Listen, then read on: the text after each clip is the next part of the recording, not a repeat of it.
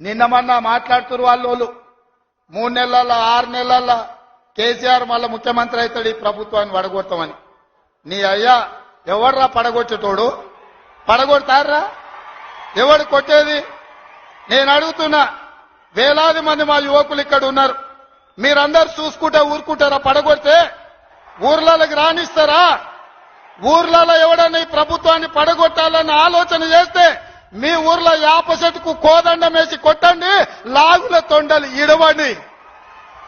ఇది ప్రజలు ఎన్నుకున్న ప్రభుత్వం, ప్రజలు ఆశీర్వదించిన ప్రభుత్వం, ప్రజల కోసం పనిచేస్తున్న ప్రభుత్వం. ఇది ప్రజా ప్రభుత్వం. ఆడ అనుకుంటుండు 1,00,000 కోట్లు పెట్టి కట్టిన కాళేశ్వరం కూలినట్టు ఈ ప్రభుత్వం కూలుతుందని.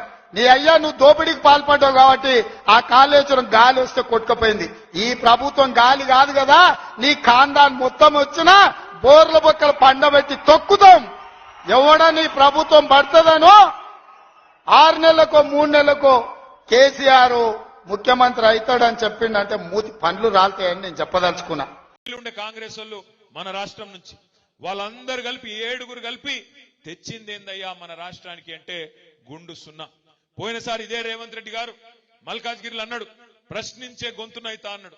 ప్రశ్నించలేదు, మనులేదు. కేసీఆర్ ను తిట్టుకుంటూనే తిరిగిండు, మాయ మాటలు చెప్పిండు. ఆఖరికి ఆ మాయ మాటలతో ప్రజలను బురిడి కొట్టించి ఇలా ముఖ్యమంత్రి అయిండు.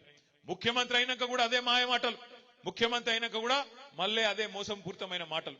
ఏమంటున్నాడు? ఒక దిక్కేమో కేసీఆర్ అప్పుల పాలు చేసిండంటాడు, లంకె బిందెలు ఉన్నాయనుకొని వచ్చినాం, ఇక్కడ ఖాళీ కుండలు ఉన్నాయి అంటున్నాడు. నాకు తెలియక అడుగుతా, దయచేసి మీరందరూ చెప్పాలా, లంకె బిందెల కోసం ఎవరు తిరుగుతారన్నా? లంకె బిందెల కోసం సాటుకు అర్ధరాత్రి గడ్డపారలు పట్టుకొని, తటపారలు పట్టుకొని, నెత్తి మీద బట్టలు కప్పుకొని, పాత గడిలల్లా, పాత గుడులల్లా, పాత కోటలల్లా తిరిగే దొంగలు ఇవాళ దురదృష్టవశాత్తు మరి అధికారంలోకి వచ్చిర్రు కాబట్టి లంకె బిందెలు ఉంటాయి అనుకొని వచ్చినాం అనే మాటలు, దిక్కుమాలిన మాటలు ఒక ముఖ్యమంత్రి నోటి నుంచి మాట్లాడవచ్చునా? లంకె బిందెలు ఉంటాయి అనుకొని వచ్చినాం, ఖాళీ